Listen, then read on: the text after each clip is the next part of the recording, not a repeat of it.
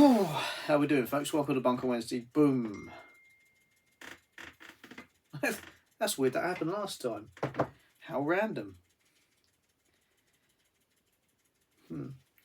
Yeah, there's a video that's just gone out yesterday about the Great Tommy Sleep Out, folks. It's a short video.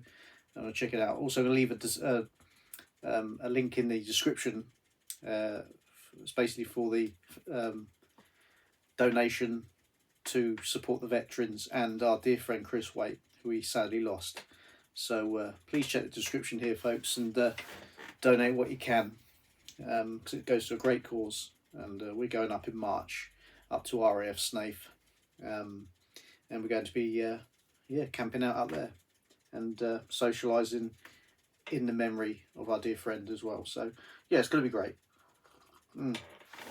This week, Bunker Wednesday, folks, just going to go through some of the little bits that I've collected. So we've got some mess tins here. There's nothing unusual about that. We've got a kettle. Very interesting. Got some spanners here. Very interesting indeed. And also I have just a bit of paperwork here. And this paperwork actually is the layout of the lighting system in the bunker, which is going to be, because it's going to be some slight changes. The timer and the light switch.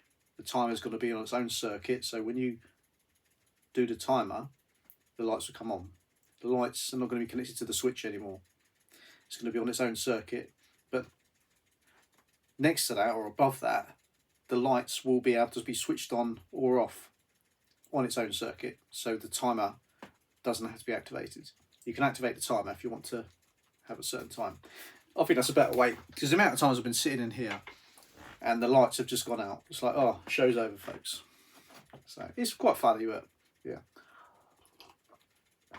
And I messaged Heritage War Sirens and asked him for opinion on this. And he come back with some bits and stuff like that. So yeah, I'm just looking into it. So basically the timer, the switch over there near the door. Come over. The power source 12 volts under here, folks. We're going to the strip light, and we're going to a small light bulb as well.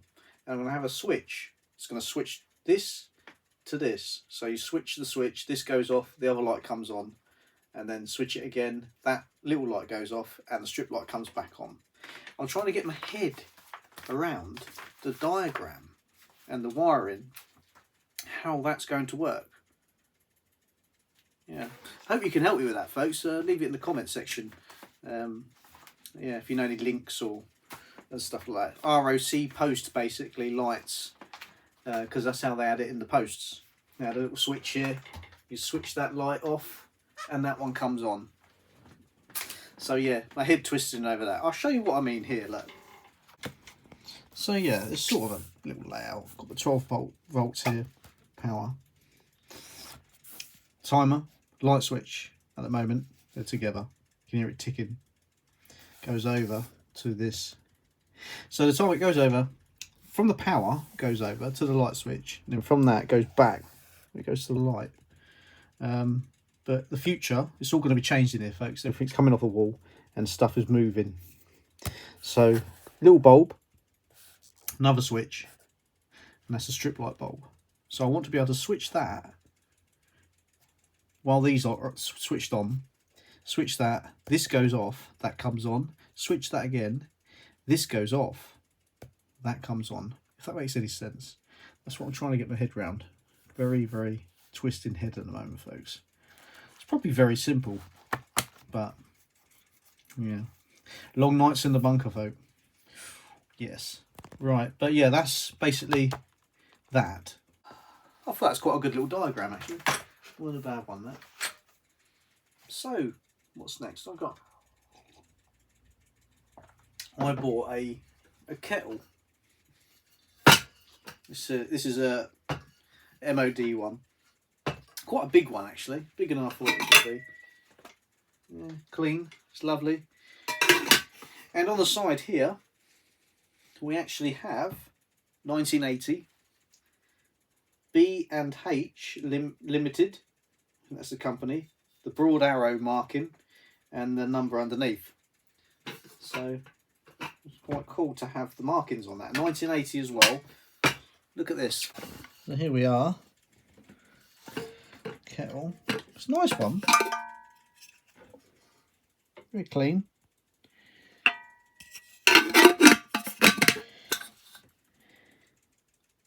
And there's the 1980. If information rings any bells, folks, leave it in the comment section. It's always great to hear people's, if they've seen it, if they've used it, if they've been in the army. But yeah, great addition to the IKS bunker, folks. This sort of era, 1980s, 1970s, 80s, what we're sort of planning on getting here. So yeah, happy with that purchase. Weren't too much, I don't think. I think this was more, I think this was like £20, something like that. I can't remember. It was a while ago. I've had it, been sitting on it for a long time, folks, before I was going to share it with you. But yeah, that's that. Kettle. It sits up here for now. It's now February, folks, 1979. We've got that one now. So yeah, you know, I'm not going to be doing any cooking up inside the bunker, folks. If we do that, I think if we're going to do any cooking, we're going to do it outside. ROC posts, you had a mechanism that connected to the ladder. Then you'd have a little like Tommy cooker, and then you'd cook your tea or, you know, your mess tins with the, you know, ration in it or whatever.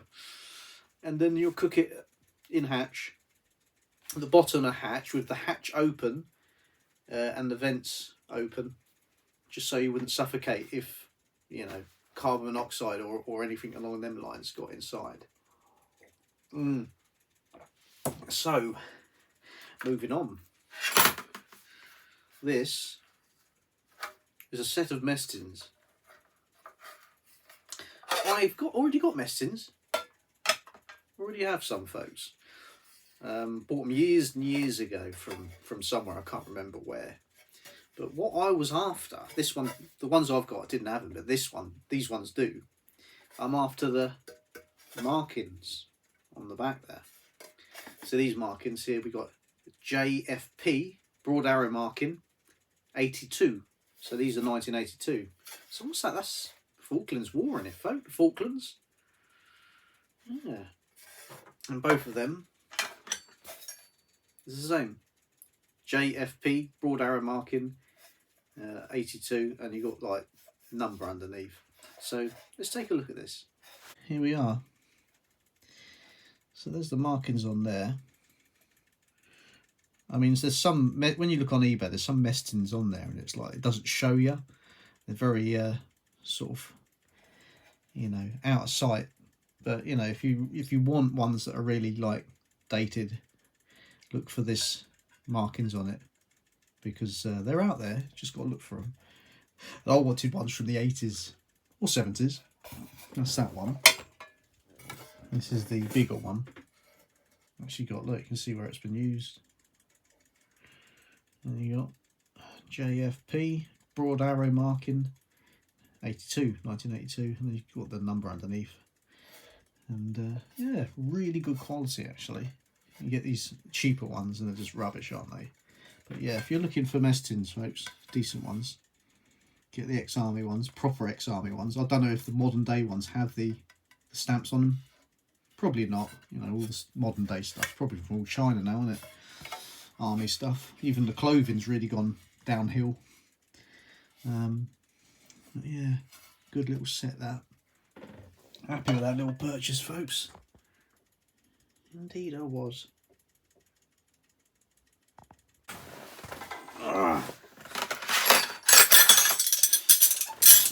Right, so the next purchase I got was spanners.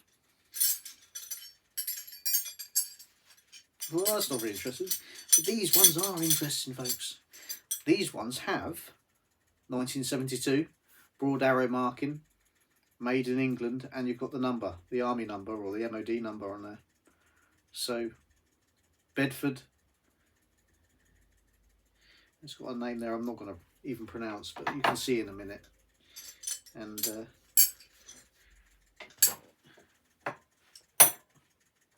they're two the same.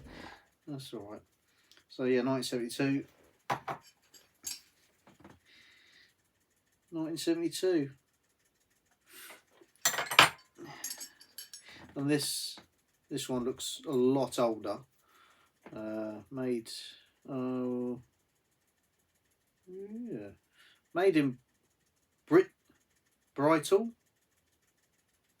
if I'm saying that correctly, England, 1963. Is that? It's hard to see that, the broad arrow marking on it. You can have a look. And this one right at the end, a bit of a dodgy one. Maybe it's sort of a more modern one, but you can have a look at this. It looks like it's been chipped, you know, with one of them tool things marked in. And these ones are like proper, you know, moulded. And this one's sort of like it's been done with a, you know, one of them pen things you get to, I can't remember what the names are. You know, those, it buzzes in and it yeah, it grooves basically. Right, let's have a look at this one, folks.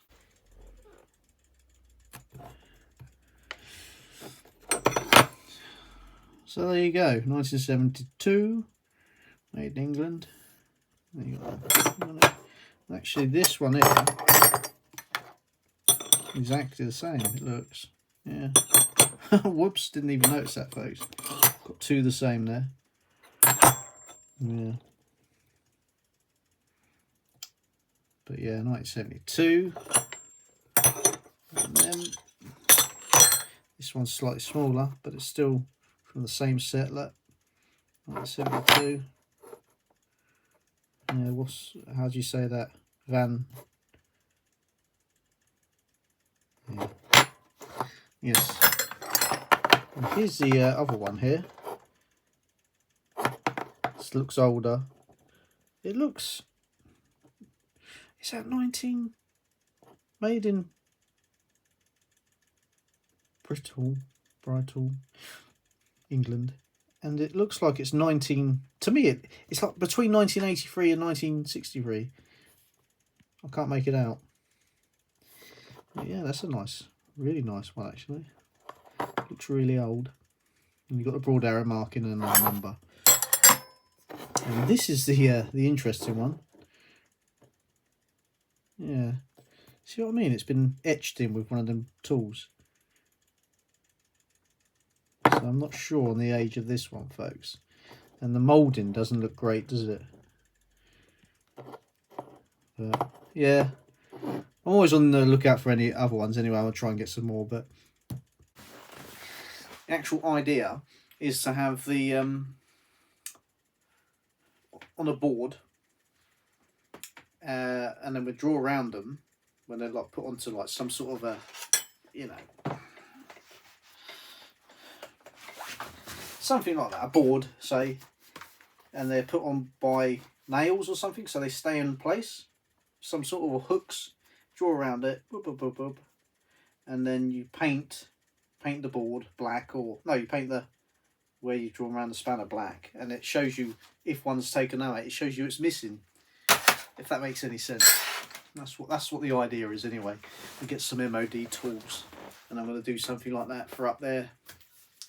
Yeah, and an axe, actually like a fireman's axe, has also come into my head. But yeah, there's lots to do in here still. Lots to do indeed. I mean, the next step really is boarding this completely, because that does bug me. And I think a lot of the cold comes through here because this is just a sheet over the window, folks. So we're going to be boarding this with, you know, 1/2 inch piece of ply or what have you, all the way to the end. And again, I've got more ideas beyond that.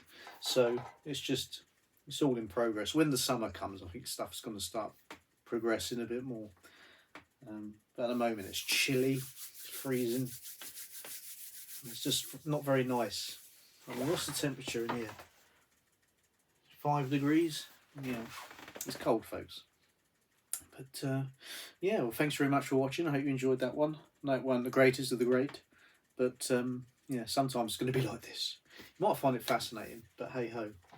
And so yeah, don't forget to check out the Tommy's Sleep Out, and the link will be in the description, folks, where you can donate if you can, or just share, share it, and because it's for the veterans and our dear friend Chris Waite, so it's in his memory. What else is there? I think that's it, folks. Thanks very much for your support. There is members videos, IKS Inner Circle. If you join that, you'll get these crazy amounts of extra videos from newer uploads, behind the scenes, and also it's a lot. There must be over 200 videos that are members only. So yeah, you won't be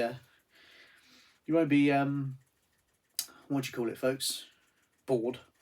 So yeah, thanks very much for your support, and we'll see you again in next week's video. Hopefully I have more plans, so we'll see you soon. Thanks very much.